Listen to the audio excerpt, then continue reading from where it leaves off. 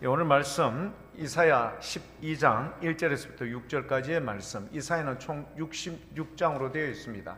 1장에서 39장까지는요 이사야 선지자가 뭔가를 이제 예언을 하는데 뭐를 하는가 하면은 하나님의 말씀을 바로 그들이 받아들이지 않고 순종하지 않았던 그들에게 하나님의 징계, 그리고 징계의 채찍으로 섰던 이스라엘을 괴롭혔던 아수르, 바벨론을 포함한 이런 나라들 징계가 39장까지 이루어지고요, 40장부터 66장까지는 회복의 역사를 말씀해 주고 있습니다.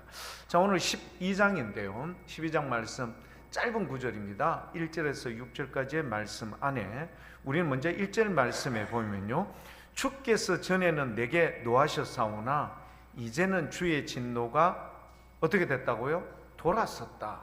주의 진노가, 주님이 내게 노하셨지만 전에는, 이제는 주의 진노가 돌아섰다라는 요 대목입니다.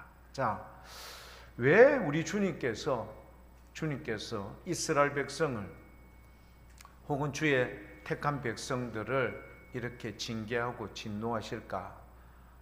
이 내용을요 보려면은 먼저 이사야 9장에 보면은 잘 나와 있습니다. 이사야 9장 17절 그 다음에는 12절 13절 두 절을 볼 겁니다. 먼저 이사야 9장 17절 말씀을 한번 볼게요.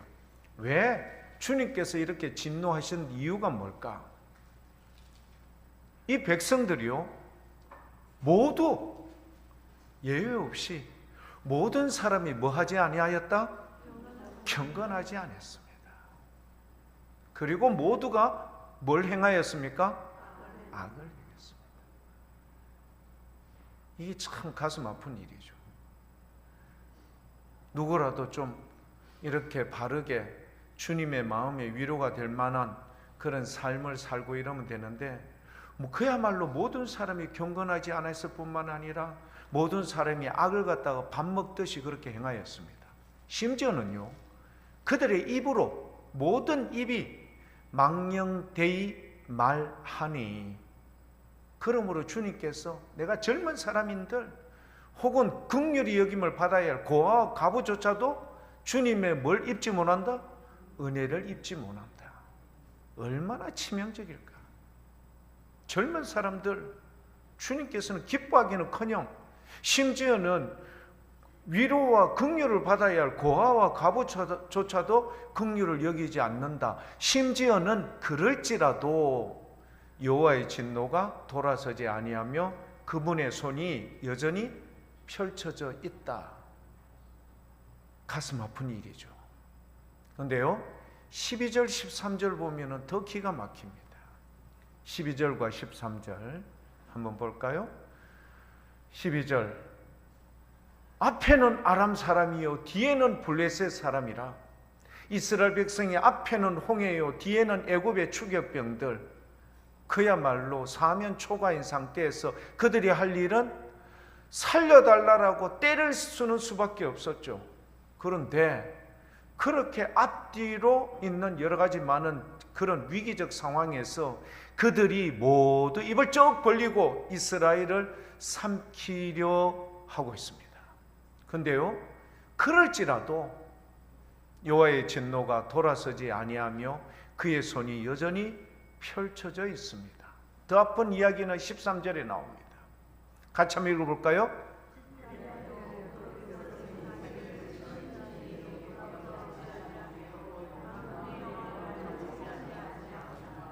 교회 여러분 뭐가 문제죠? 13절을 보니까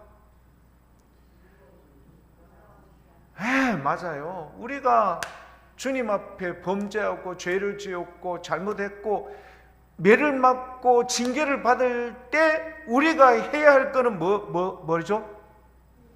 돌아가야 돼. 주님 뭐 해달라고요? 살려주세요. 도와주세요. 미칠 것 같습니다. 고통스럽습니다.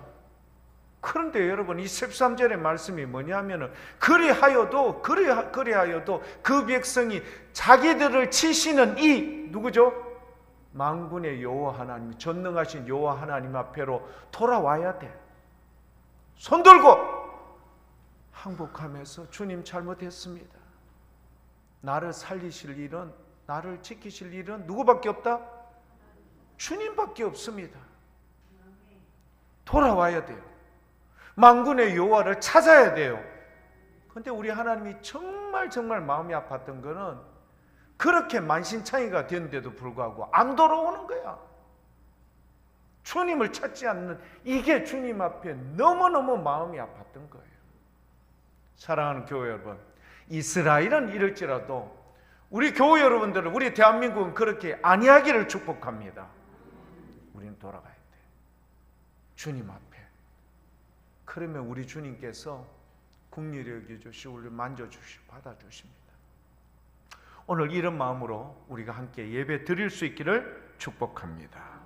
자, 여러분, 제가요 좀 전에 제가 말씀드렸던 이런 내용을 한 두 가지에 이거로 한번 여러분에게 한번 설명을 드릴 테니까 여러분 한번 생각해 보십시오. 우리 예전에 마스크 늘 끼고 다녔던 거 뭐 때문에 그랬죠? 코로나19 팬데믹 현상 우리 전 세계에 일파만파 번져 나왔습니다. 만약에 여러분 그 코로나가 지금도 여전히 활성화가 되어 있다면 우리 어떨까요? 엄청 힘들 것 같아요. 제가 보기에는 맨날 음압실에 들어가야 되고 격리 수용시켜야 되고 병원의 의료 종사자들 여러분 더 이상 기진맥진해서 여러분 어떻게 될까요? 이제는 더 이상 못하겠다. 한 사람씩 과로사로 죽어가고, 보건 여러분 공무원들 여러분 더 이상 못하겠다. 공무원 그만뒀으면 더 이상 이 집 못하겠다. 나도 살아야 될 거 아니야. 여러분 코로나19가 계속해서 진행이 된다면은 그야말로 우리나라는요 초토화가 될 겁니다. 한 가지 더 이야기해 볼까요? 옛날에 여러분 금모으기 운동했는 거 뭐 때문이었죠? IMF 사태. 이게 뭐죠? 국가의 돈이, 그러니까 외국에 돈 빌린 거 차용했는 돈보다 국가의 돈 가지고 있는 돈이 모자려. 그러니까 항상 그때만 해도 여러분 전 세계에 여러분 기준 화폐가 달러였거든. 달러가 여러분 이게 안 되니까 세계은행에서 야 너희 나라 안 되겠어 해서 여러분 뭐죠? 국가의 부도 사태에 대해서 여러분 경고했는 IMF의 그거 아닙니까? 그러니까 우리나라가 할 수 있는 거 유일한 건 뭐죠? 달러를 사기 위해서는 금이 필요한 거예요. 집집마다 여러분 금 모으기 할 때 여러분 참여했습니까? 안 했습니까? 세 사람만 하고 나머지 사람 뭐 했습니까? 아직도 금 꼭꼭 숨겨놓고 있습니다. 금 모으기 할 때 다 냈어요. 왜? 나라가 있어야 우리가 있죠. 그러니까 나라가 지금 부도가 나기 직전이니까 모든 사람들이 금 모으기 운동에 다 참여를 했어요. 근데 여러분 IMF의 경고가 아직도 우리나라에 여러분 여전하다 하면은 어떻게 될까요? 공장이 제대로 운영이 안 되겠죠. 외국의 자본이 다 빠져나가겠죠. 우리는 그야말로 알거지가 되는 겁니다. 젊은이들 아우성 치겠죠. 곳곳에 여러분 데모하고 정부에게 책임지라라고 난리하고 여러분 그리스가 그렇게 했거든요. 매일 데모가 살려달라고. 그러니까 국가적 이런 재난적 위기가 그리스를 갖다 전 지역을 덮으니까요. 그리스는 그야말로 마비가 됐는데 EU 같은 유럽 연합인데도 유럽의 다른 나라들이 이 그리스에 대해서 뭐 했다? 방치방관한 거예요. 너그 나라 문제지 우리 같이 유럽 연합이라고 같이 하지 않았느냐? 아니야. 너가 문제야. 여러분 IMF나 코로나19라는 이런 현상들이 오늘까지 지속 안 된 거는 하나님의 크신 긍휼과 은혜입니다. 그래서 여러분 우리가 다시 한번 우리가 오늘 본문 말씀 1절 말씀을 한번 다시 한번 그런 상황을 알고 1절 말씀을 한번 보십시오. 그날에 네가 말하기를 여호와여 주께서 전에는 내게 노하셨사오나 이제는 주의 진노가 어떻게 됐다? 돌아섰고 또 주께서 나를 아니하시고 내가 주께 감사하겠나이다 할 것이니라. 대림절 세 번째 주일, 우리 모든 이 자리에 참여한 우리 교회 여러분들이 이런 마음으로 예배 드릴 수 있기를 축복합니다. 여러분, 우리를 이렇게 긍휼히 여겨보시고 주님께서 은혜와 은총을 베풀어 주시고 사랑하셨기에 우리가 이렇게 예배를 드릴 수 있어요. 아니면 예배 못 드려. 근데 예배를 드릴 수 있다는 거, 이렇게 귀한 자리에 우리를 불러주셨으니 늘 감사하는 인생, 우리 주님께 영광 올려드리는 귀한 교회 여러분들 될 수 있기를 축복합니다. 자, 그런데요, 오늘 본문 말씀 2절이 우리의 마음에 뭔가 좀 섬찟한 부분이 있어요. 2절 부분을 한번 볼까요? 우리 오늘 본문 말씀 2절. 보라, 하나님은 나의 무엇이라고요? 구원이시라. 그 다음 말씀, 내가 신뢰하고 두려움이 없으리니, 이 표현입니다. 신뢰하고 두려움이 없으리니. 정말 주님 실컷 제가 얻어 터지고 이렇게 했는데 정말 주님 저를 이렇게 해주시는 거 맞습니까? 여러분, 이거를 제가 몇 군데의 표현을 통해서 설명을 드리겠습니다. 여러분, 창세기 50장 부분에는 요셉이 이제 여러분 총리가 되었고 그의 가족들, 야곱과 그의 70명, 그러니까 요셉의 가족들, 야곱의 가족들과 함께 고센 땅에 이제 머무르는 장면이 나옵니다. 자, 문제는 뭐냐면요, 요셉이 총리가 되어 있고 야곱과 함께 왔던 그 형들은 마음이, 일단은 요셉이 총리니까 여러분 풍족하게 먹을 수 있을까요? 아닐까요? 풍족하게 먹을 수 있죠. 왜냐하면 총리 집안이니까 기근이 여러분 7년 동안 지속이 돼도 끄떡 없어요. 네. 그러니까 배부르고 걱정 안 하고 있어요. 그래도 이들 마음에는 뭔가 찝찝한 뭔가가 있겠죠. 그게 뭘까요? 혹시 요셉이 마음을 삐딱하게 먹으면은 자기들 죽는 거는 정해놓은 당상이거든. 왜냐하면은 요셉이 나중에 창세기 50장 이야기, 당신들이 나를 헤아려 했던 것을 하나님께서 선으로 바꾸었다라는 말이 나오거든요. 헤아려 했는 거 요셉도 알고 있어요. 요셉 17세 때 아버지의 심부름으로 형들의 근황을 알러 갔다가 결국은 죽을 뻔한 위기에서 억지로, 여러분 어떻게 해요? 이스마엘 상인에게 애굽의 노예로 팔리는 극적인 이게 없었다면 요셉은 죽었겠죠. 그런 위기를 극복한 요셉, 몇 년이? 13년이 지났습니다. 형들은요, 기억에서 완전히 소멸해버렸어요. 왜? 애굽에서 갔으니 다시는 못 돌아온다. 돌아올 이유도 없다. 꼴도 보기 싫다. 뭐 그랬으니까요. 아버지의 총애를 받고 있었고, 자기들은 옷이 변변찮대. 누구는요? 요셉만 채색 옷을 입었으니 아버지의 특별한 사랑을 받고 자기들은 양을 치는데 요셉은요, 아버지 품 옆에서 딱 있으니까 너무너무 짜증이 나죠. 이랬던 그들.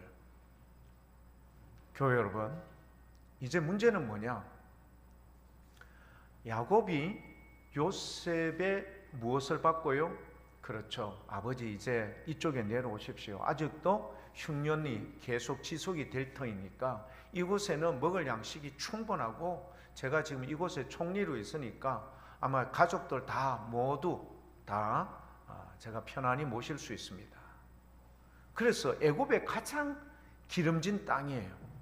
말하자면 그 범람하는 나일강의 하류 지역의 고센 땅이라는 곳에 딱 그곳에 와서 70명이 그곳에 딱 와서 정착할 수 있도록 딱 만들어 놓은 거예요. 66명이에요 정확하게.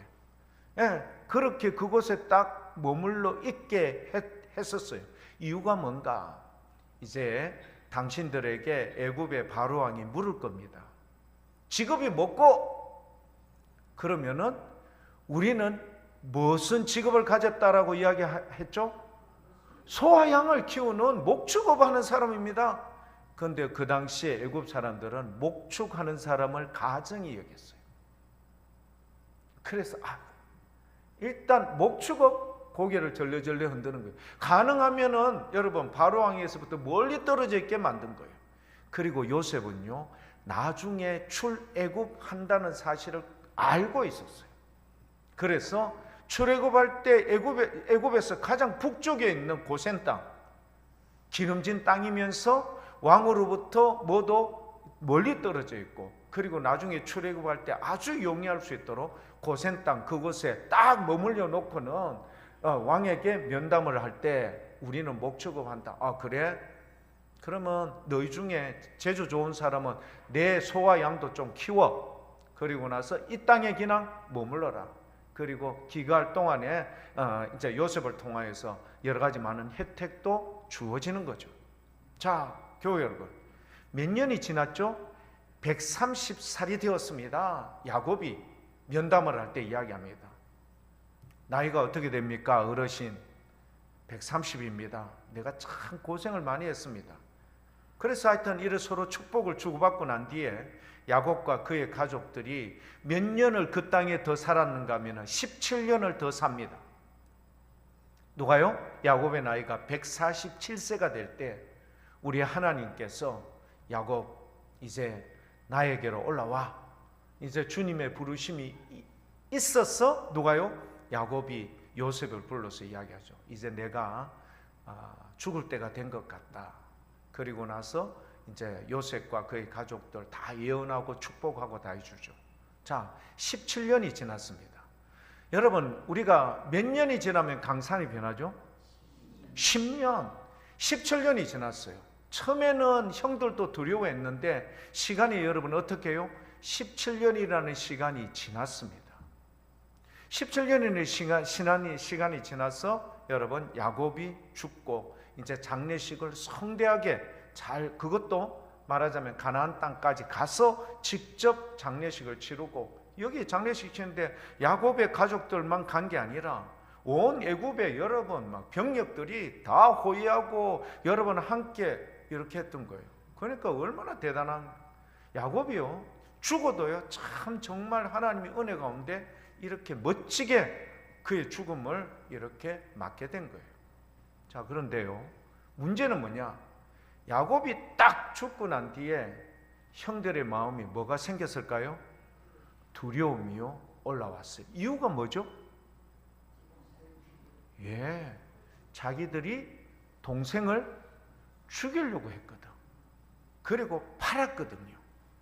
교회 여러분, 10년이면 강산이 변해요. 17년이면 강산이 2번 정도 변한 시간인데, 이렇게 세상은 변하지만 사람 속에 있는 그 원망과 원한은 잊혀진다, 안 잊혀진다?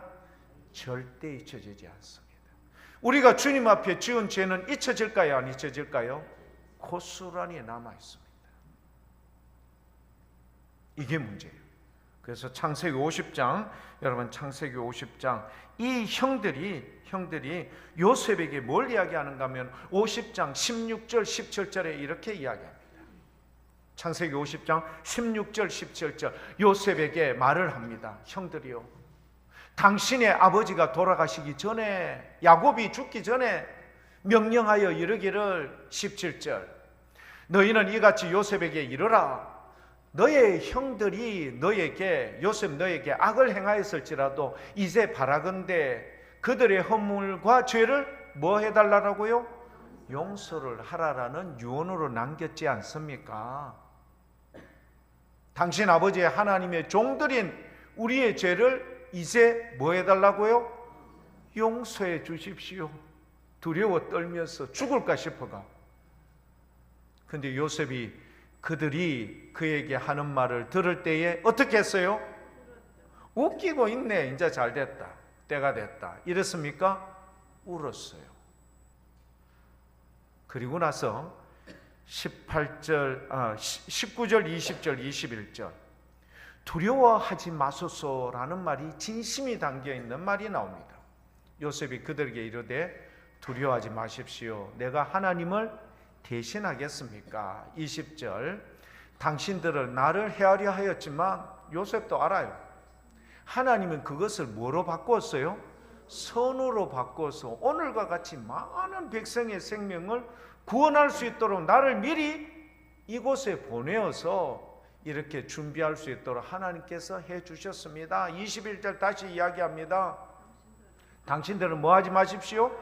두려워하지 마십시오. 내가 당신들 뿐만 아니라 그 조카들까지 내가 다 어떻게 잘 양육할 테니까 그들을 무슨 말로 위로를 했습니까? 간곡한 말로 위로를 했습니다.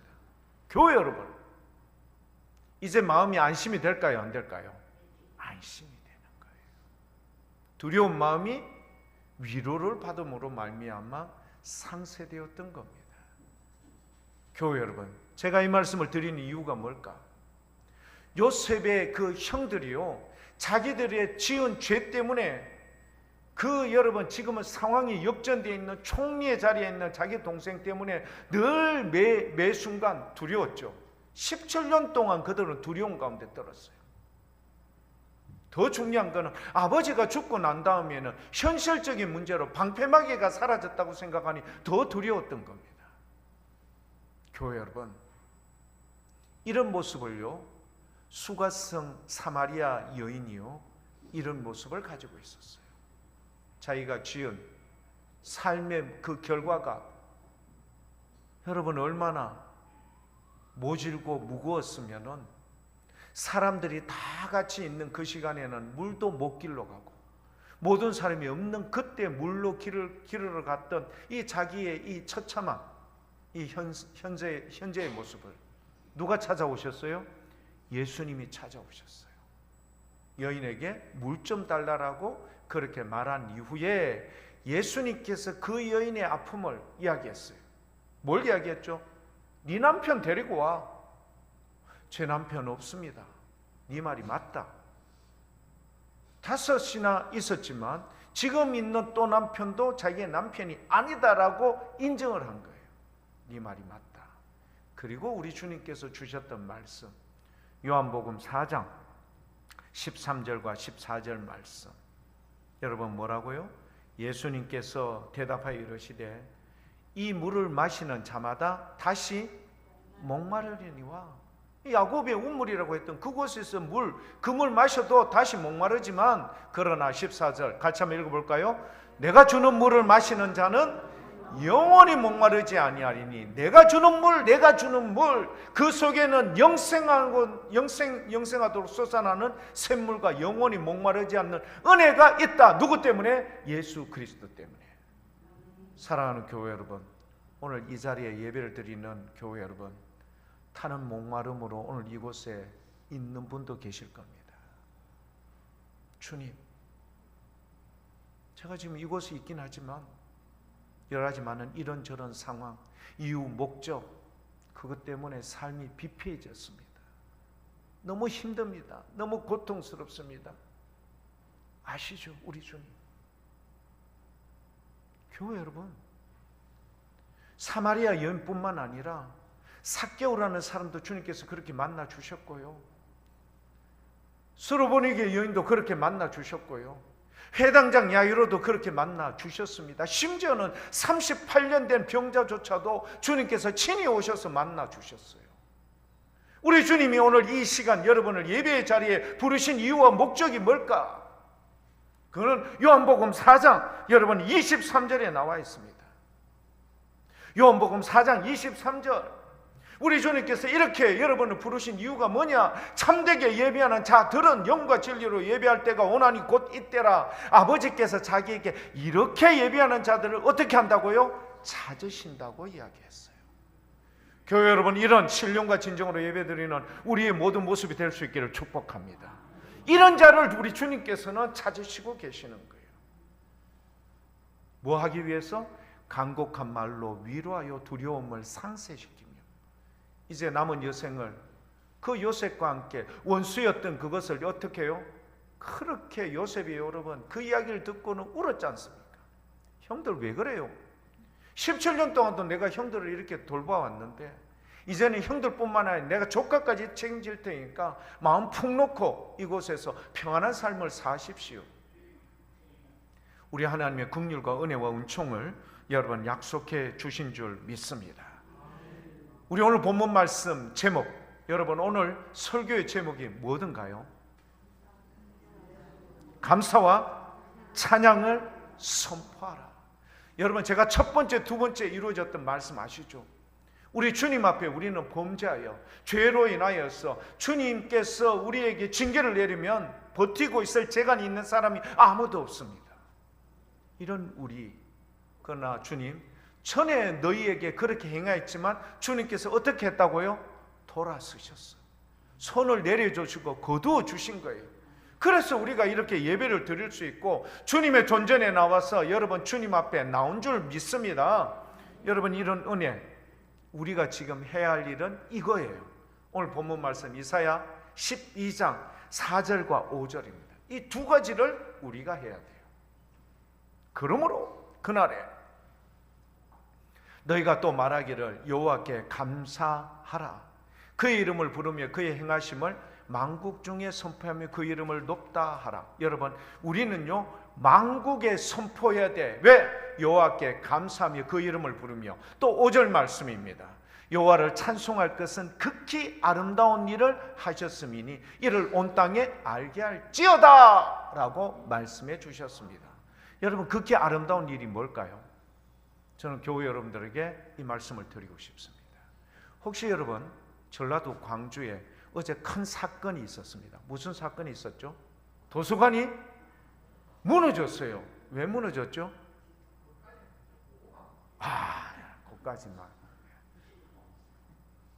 철근으로, 여러분 H빔으로 탁 세웠었는데 아마 이게 시공상의 문제, 너무 이거 기둥으로 버티고 있는 게 이게 중간에 이 하중을 못 견디고 아마 여러분 콘크리트 탓을 했는데 무너져 내렸어요. 4명이 갇혔어요. 2명은 이미 심정지로 죽었고 2명을 살려내기 위한 것. 제가 여러분들에게 지금 말씀드리고 싶은 거는 극히 아름다운 일을 선포하게 했던 이걸 지금 설명드리고자 하고 있습니다. 극히 아름다운 일을, 주께서 극히 아름다운 일을 하셨다는 걸 설명드리고자 해요. 자, 2명을 찾기 위해서요, 전국에 여러분 우리나라의 소방 시스템이 아주 잘 되어 있거든요. 그러니까 큰 지역, 강원도 이 충청도 지역에 말하자면은 중앙 119, 그 다음에 영남 지역에 중앙 119, 그 다음에 전라도 지역, 경기도 서울 지역 중앙 119가 잘 확보가 됐어요. 전국에 있는 중앙 119 최고의 시스템과 여러분 이 상황에서 와서 했는데 녹록지 않았어요. 왜냐하면 워낙 많은 콘크리트 타설이 되어 있었고요, 철근과 이런 것들 때문에 두 사람이 갇혀있기는 갇혀있는데 이걸 끄집어낼 수가 있는 방법이 용이치가 않았습니다. 여러분, 큰 기중기나 이런 거로 여러분 번쩍 들어서 하면 좋을 텐데 그러면 잘못하면 누가 다칠 가능성이 있어요? 매몰되어 있는 두 사람이. 그래서 할 수 없이 수작업을 하는 겁니다. 그러니까 119 대원들이요, 중앙 119 대원들이요, 거기에 다 들어가서 여러분 너무 많이 들어가면 또 안 되니까 하중 때문에. 그래서 하나하나 일일이 철근 드러내고 콘크리트를 여러분 타설되는 걸 끄집어내는데 제가 여러분들에게 말씀드리고 싶은 거 이 하나입니다. 이들이 구조해내는데 어떻게 하신 줄 아십니까? 콘크리트를 타설하면 시간이 지나면 어떻게 되죠? 콘크리트를 타설하면 시간이 좀 지나면 어떻게 되죠? 굳어져요. 굳어지면은 여러분 작업이 용이합니까? 안 합니까? 용이하지 않아서 어떤 방법을 쓴 줄 아십니까? 물을 갖다 부은 거예요. 뭐 하지 말라고? 시멘트가 굳지 말라고. 여러분, 물을 갖다 부으면 이 추운 날씨에 여러분 물을 갖다 부으면은 작업하는 사람이 수월할까요? 여러분 힘들까요? 엄청 춥죠. 영하의 날씨 밤새도록 여러분 불을 켜놓고 여러분 그렇게 구조 작업을 하는데 그 사람을 살려내기 위해서 물을 갖다 부으면서 여러분 콘크리트가 굳지 말라고 그 상황에서 한 생명을 살려내려고 했지만 여러분 이렇게 애를 썼지만 이틀 동안 밤낮 주야로 했지만 두 사람이 다 심정지로 죽었습니다. 저는요 그 대목에 여러분 줄을 껴놨어요. 물을 부어가면서 이 사람 살려내려고 그렇게 애를 썼다. 물을 부어가면서 그 한 사람을 살려내려고 그렇게 애를 썼다. 저는요 그 자리에는 있진 않았지만 정말 소방공무원들 애를 많이 썼구나. 한 생명을 살리기 위해서 자기의 그 몸이 초조금이 안 됐겠습니까? 얼마나 죽었겠습니까? 얼마나 힘들었겠습니까? 왜? 또 무너질까 싶어서 중간에 중지했다가 다시 했거든요. 그런 위험과 모든 것을 감내하면서까지 누구를 살려내기 위해서? 매몰되어 있는 그 생명을 살려내기 위해서 그렇게 애쓰는 그 모습, 놀랍죠? 죄 많은 우리 주님께서 살려서 영원한 나라, 그 기쁨의 나라, 그 영광의 나라에 우리를 여러분 앉혀놓기 위해서 주님께서 여러분 어떻게 하셨는가? 빌립보서 2장 5절에서 8절까지 말씀입니다. 빌립보서 2장 5절에서 8절까지 말씀. 저는 여러분들에게 여러분 오늘 말씀에 여러분 여호와를 찬송할 것은 극히 아름다운 일을 하셨음이니 이를 온 땅에 알게 할지어다 명령이에요. 극히 아름다운 일, 우리 주님께서 우리를 위해서 어떻게 하셨을까? 소방공무원들이 매몰되어 있는 한 사람을 살려내기 위해서 그야말로 그렇게 여러분 최선을 다하고 있었던 이 모습에 우리가 감동을 받습니까? 그러나 더 놀라운 일이 있습니다. 빌립보서 2장 5절에서부터 8절까지의 말씀. 너희 안에 이 마음을 좀 품어봐라. 곧 그리스도 예수의 마음이니. 6절. 그는 근본 하나님의 본체시나 하나님과 동등됨으로 취할 것을 여기지 아니하시고 오히려 자기를 비워 종의 형체를 가지사 사람들과 같이 되셨습니다. 8절입니다. 사람의 모양으로 나타나사 자기를 낮추셔서 뭐까지 복종하셨다? 죽기까지 복종하셨습니다. 소방공무원들도 자기들도 죽을 것 같으니까 상관될 수도 위험하다. 상태가 위험하다. 왜? 감리 담당하는 토목 관련된 사람들이 저 상태에서 위험하니까 철수시키십시오. 그래서 한동안 몇 시간 동안 여러분 철수를 했었어요. 소방공무원 자기들 목숨 걸고 한 거 맞긴 맞지만 자기들 목숨이 위태로우면 어떻게 한다? 철수시켜. 그런데 하나님의 본체이신 예수 그리스도께서는 자기를 낮추고 해서 뭐까지 복종하셨다? 죽기까지 복종하셨어. 8절. 그리고 그분이 지셨던 것이 뭐죠? 십자가에서 죽으신 이유를 여러분을 지옥에 갈 우리를요 영원한 나라 기쁨과 그리고 그 환희와 그 아름다움과 찬송이 있는 영원한 나라에 데려가시고자 우리 주님께서 대신 물과 피를 다 쏟기까지 죽으셨던 겁니다.